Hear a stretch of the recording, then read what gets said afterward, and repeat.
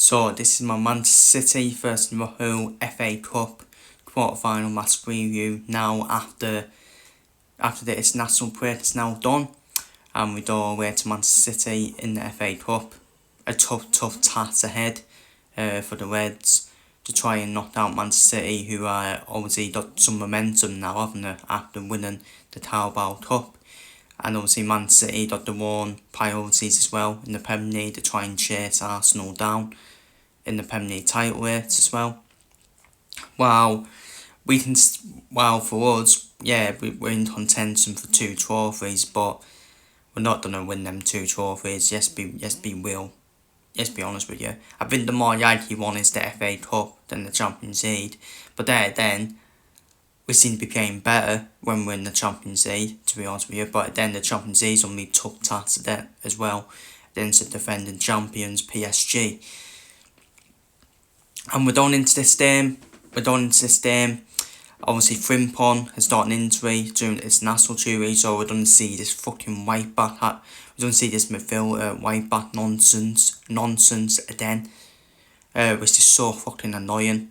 So it's going to be Solskjaer Jones at right back. Let's not fucking pretend now.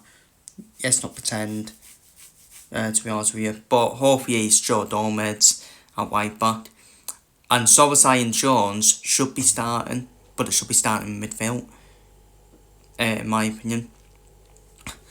Do we start Rio against Man City? I won't be against it. I wouldn't be against Rio starting. I would actually start instead of Salah, to be honest with you. But at the end of the day, I think Mo Salah's going to start now after announcing he was leaving, and now everything's going to be about Mo Salah now from now to the end of the season. Can Mo Salah try Liverpool to Champions League football and to a trophy and all that? But I just feel it's going to have a bad effect on us. I really do. Because Salah's now made it all about himself by announcing he was leaving. Stupid timing. Really is stupid timing to announce it. You should have announced it at the end of the season, in my opinion. And we saw the effect it has when players and managers leave us. When they announced the leaving, Jurgen Klopp, we fell off after winning the Carabao Cup. Trent Alexander-Arnold, we saw the carry on there, where he unfortunately got booed by our own fans. And then we already had the title sealed, didn't we? And then our performances weren't at it when we had the title sealed. Steven Gerrard, when he announced he was leaving, we actually had a favourable running in the race for top 4, but once again dropped off massively in them performances. So when someone announces they're leaving Liverpool, it actually does not go very well for us for the rest of the season. And that's the concern I have with Mo Salah's announcement. I feel Mo Salah's made it about himself personally by doing that. I think that's a PR stunt as well. But end of the day, to utilise this version of Mo Salah, we need to start him centrally. We need to start him up front. He is no good playing on the wing. He hasn't got the heads anymore. I think Salah's in that Ronaldo category now, where he's just better up front now, better centrally. Because at the end of the day, he can still get output, can't he? But he's not good on the wing now. He needs to play him centrally, and I would play him centrally up front with Hugo Ekitike. I think throwing first will be in number 10. I would go for Tromber, Solskjaer Jones, Gomez, Kanate, Van Dijk, Curtis, my back 4, and Maldasvi in goal. But it's not prime Man City. At the end of the day, it's not prime Manchester City. But at the end of the day, as much as not prime Man City, they still won the Carabao Cup final.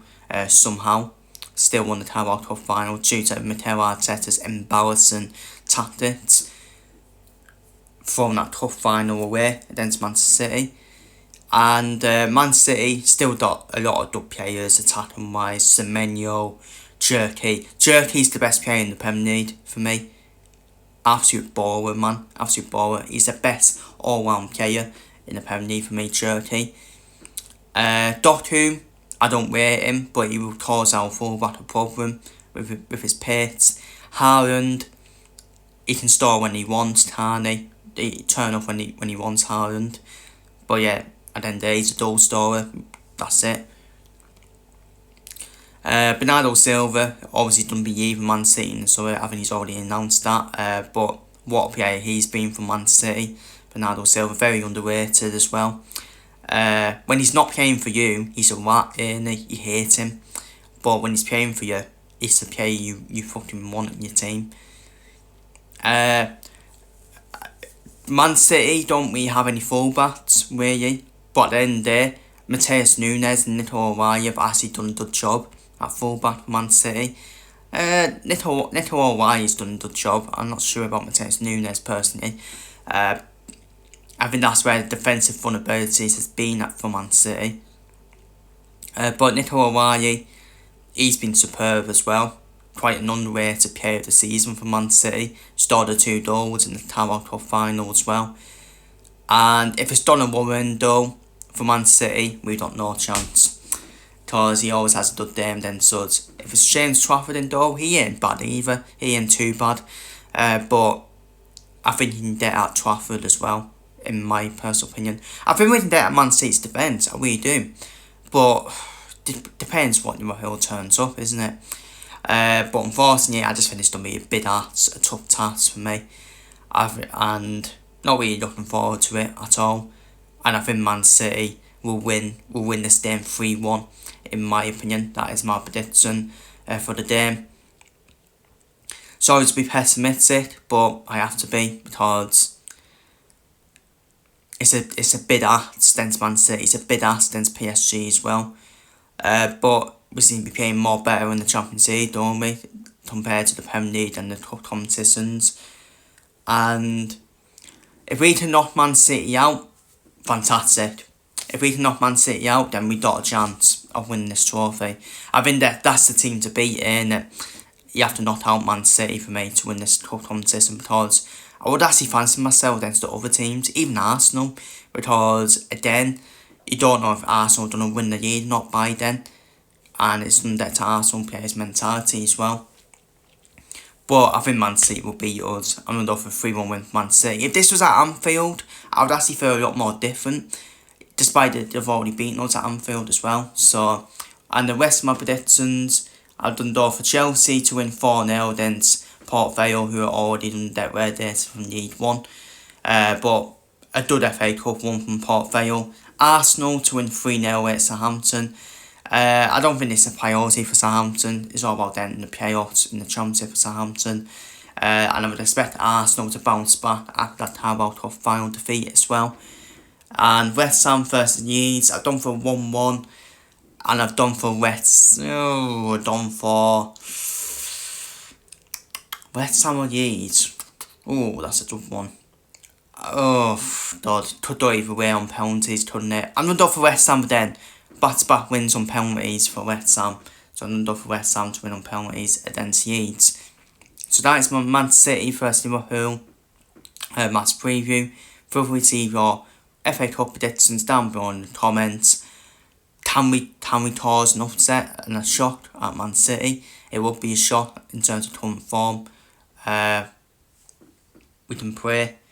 But yeah, I'm pessimistic. I think Man City and give us another beating, to be honest with you. So, but feel free to leave your thoughts down below in the comments. And it's done be bid at away at Man City. It's done be bid at against PSG in midweek.